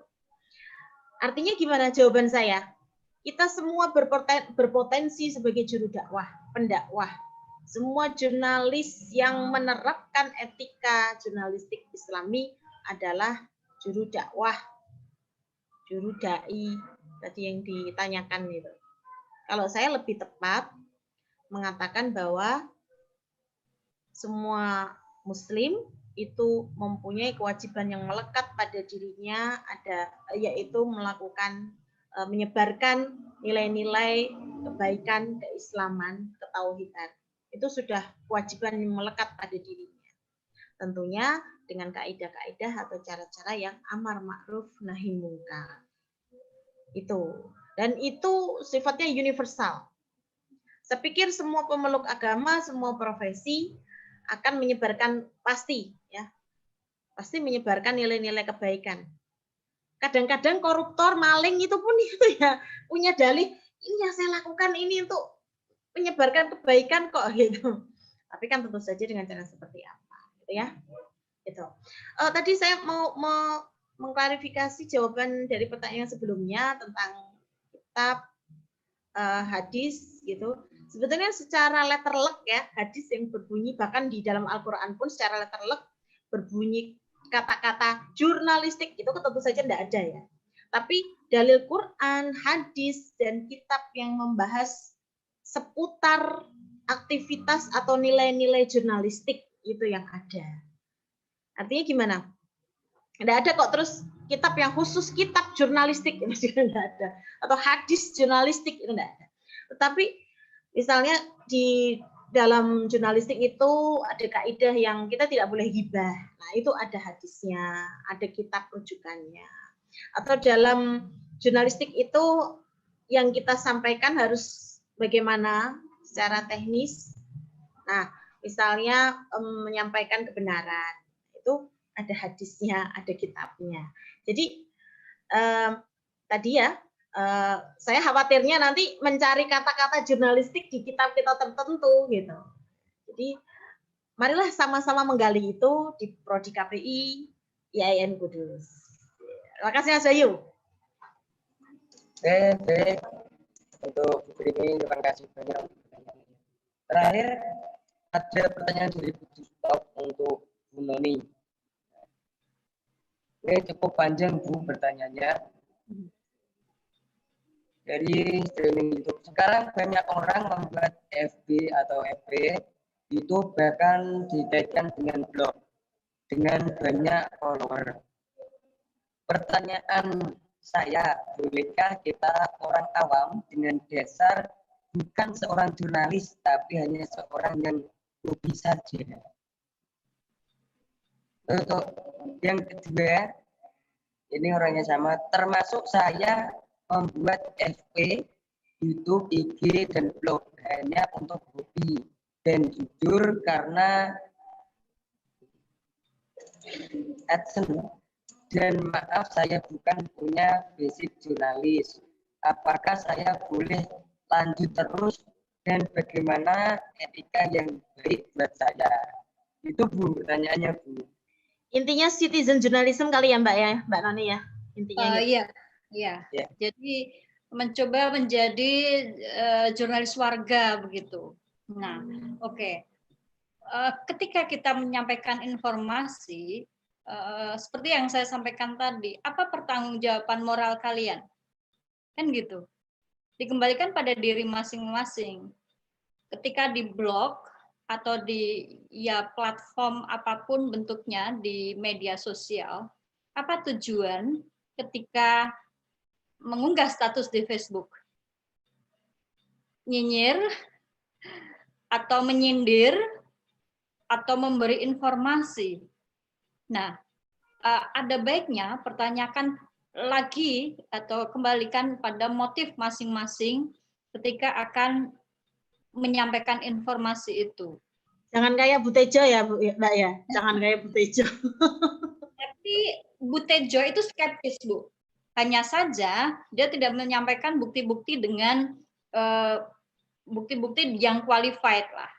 Karena pada endingnya ternyata plot twist-nya dapat banget kan, bener kan apa yang disampaikan Bu Tejo gitu loh gitu. Nah, sebenarnya lebih kepada how to, cara menyampaikan informasi. Kalau saya sangat mendukung kalian punya blog, punya medsos, karena itu menjadi sarana publik untuk bersuara.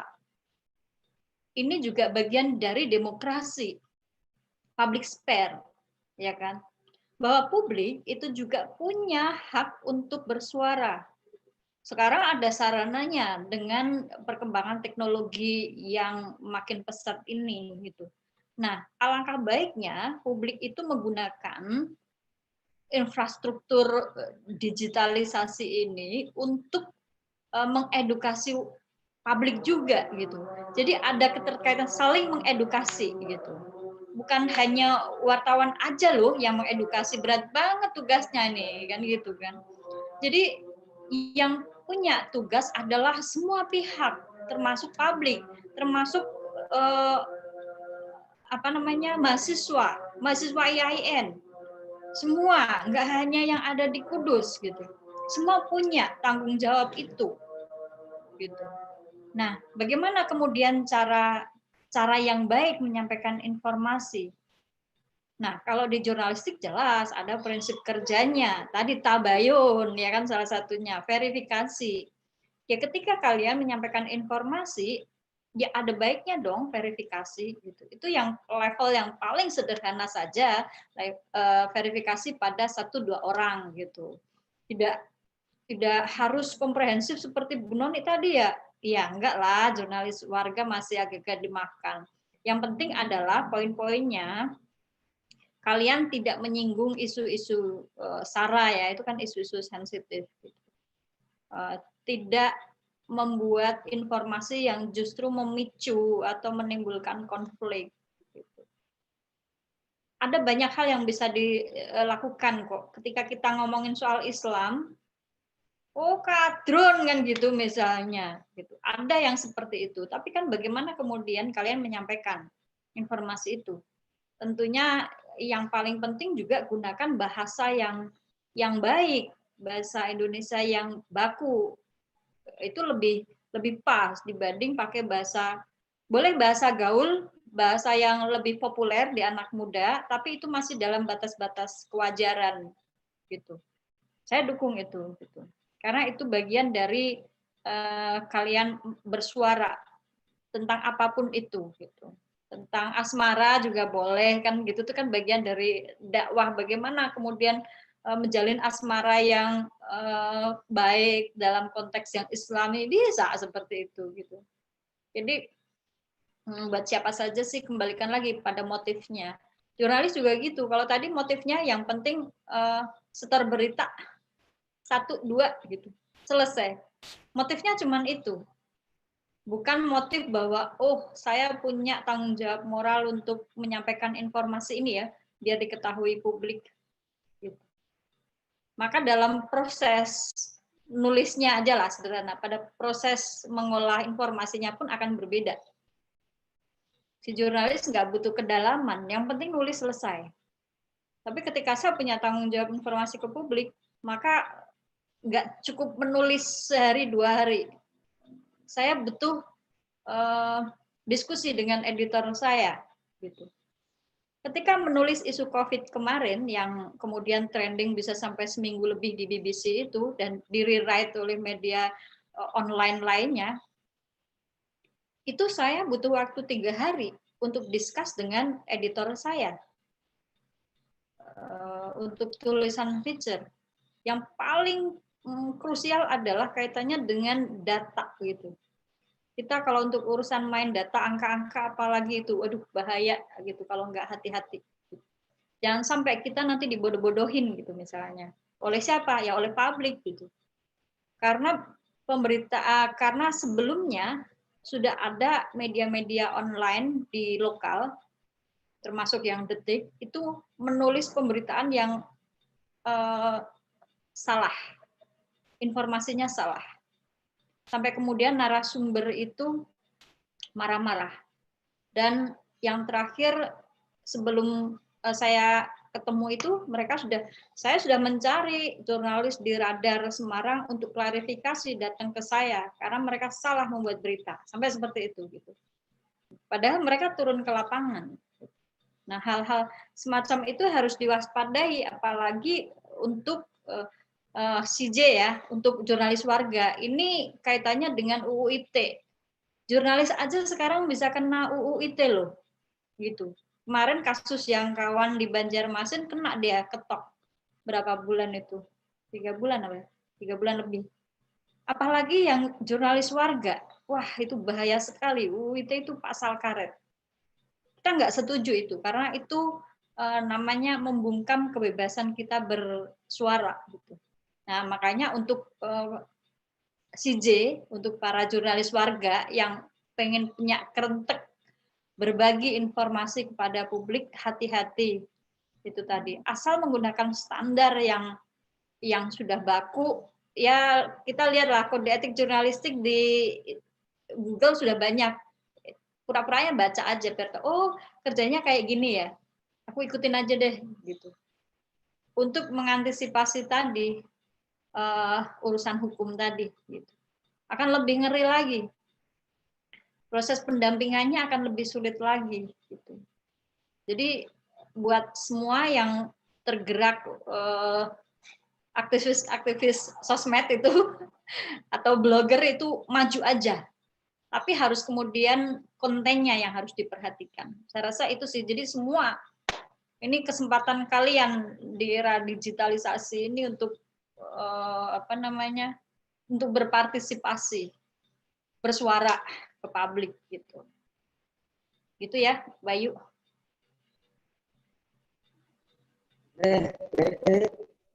Terima kasih untuk narasumber kita, ini dan juga Bu Noni.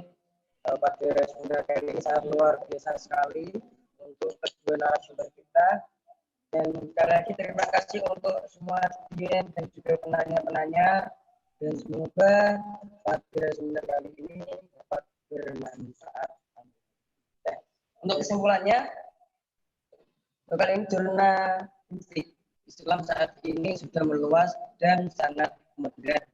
Jurnalistik dan juga sama saja hanya pengguna kata yang berbeda, tapi dengan maksud atau tujuan yang sama, dalam arti jurnalistik dan juga jurnalistik Islam. Semua orang dapat berkontribusi di dalam jurnalistik Islam, seperti pekerja media yang dapat melakukan klarifikasi berita yang salah dan dapat menggugah atau mengumpulkan berita dalam bentuk picture sehingga masyarakat tidak sah.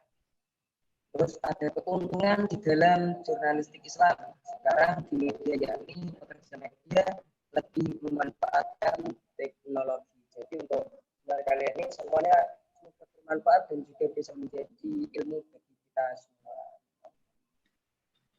Terus pertanyaan saya sudah cukupkan untuk cara selanjutnya ini penutup dan giveaway yang pastinya kalian dulu.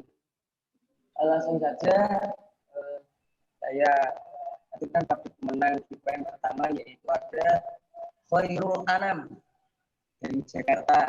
Yang kedua Aisyah Nur Rahmat dari Solo. Dan yang ketiga ada Ludus Top. Satu persatu rekan acara telah kita lewati, semoga dengan adanya seminar online praktik media di masa pandemi COVID-19 dalam perspektif jurnalisme Islami dalam bermanfaat dan juga mampu menjadikan ilmu sebagai kekuatan kita untuk menuju masa depan yang lebih baik. Amin. Amin.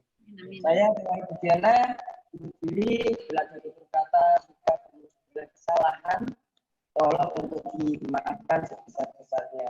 Bila itu ada Assalamualaikum warahmatullahi wabarakatuh.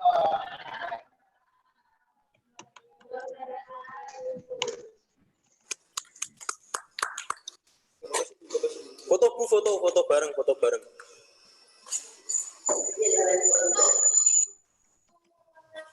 Ditutup MC-nya dulu kan ya? Oh iya.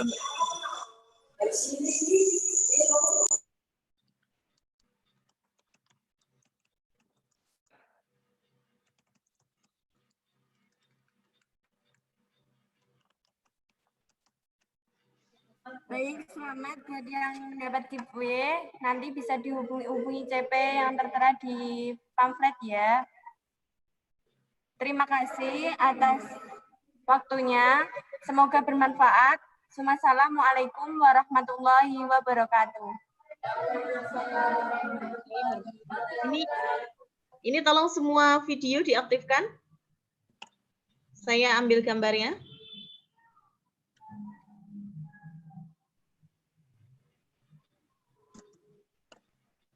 Revo, Fakulil Jana, Mu'alamatul.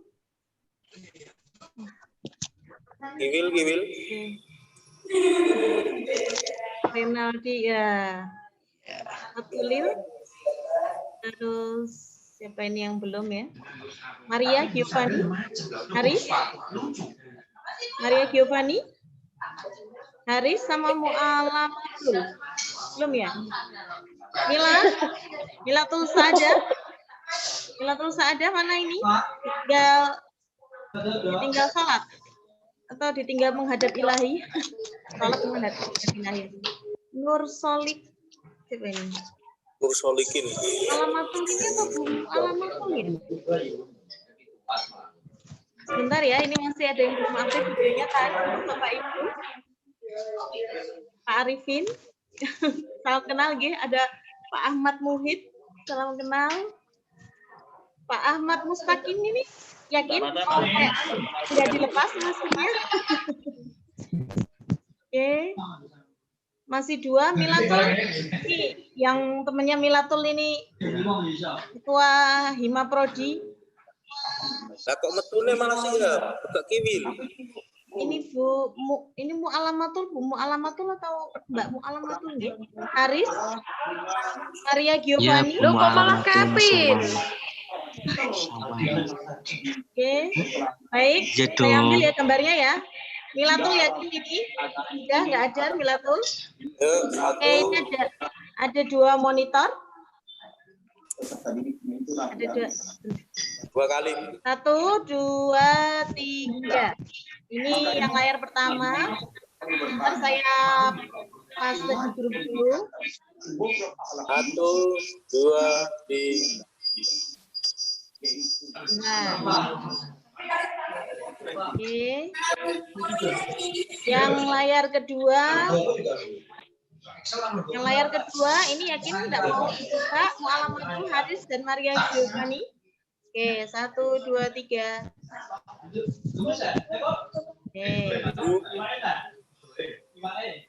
Oke, sudah saya paste di grup ya. Kalau Bapak Ibu ada yang berminat dengan foto layar Zoom-nya, langsung screenshot, langsung print screen dari laptop saya.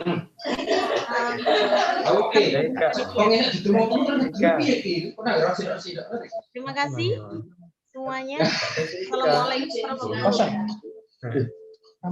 Kosek. Wil Kiwil. Kak Teh Firika.